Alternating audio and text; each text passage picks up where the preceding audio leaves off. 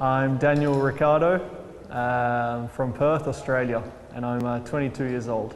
What does it look like and feel like to you? It looks, definitely looks sexy.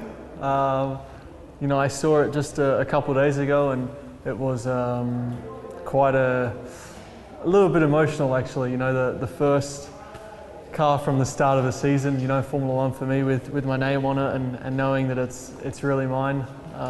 You know, really nice, really nice. It's got a new feature with the front sort of wing nose box, which I'm sure a lot of people will talk about. It's for some new regulations this year, but other than that, a few other little details which, you know, I'll test on track soon.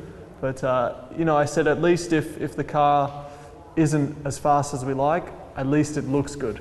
So no, but really, I think a faster car is always better than a good looking one. But hopefully we got both.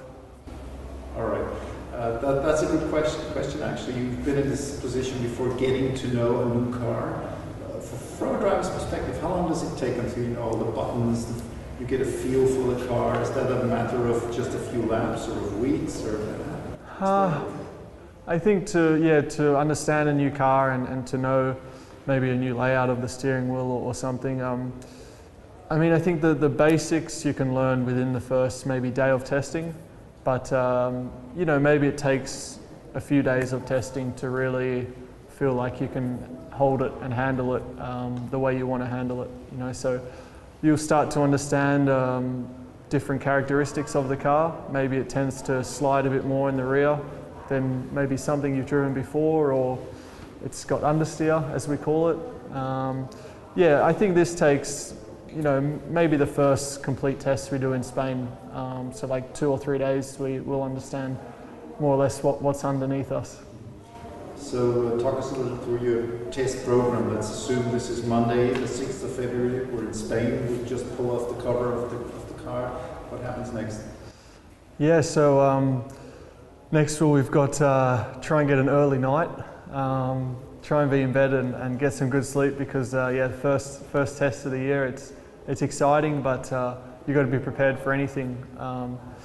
In a perfect situation, you've got to be prepared for a lot of laps, so a long day, quite a tiring day of testing. But you know, because it's new and sometimes you can't avoid a few little teething problems, you know, it could be a day of patience when maybe you only drive a short amount of laps and a few things are getting assessed with the car. But yeah, you know, I'll be excited. You know, as I said, I'll try and get a long sleep, but we'll see how long it is.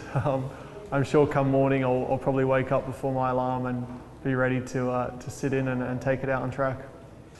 I think I'm quite fortunate to have driven, let's say, the length of the field.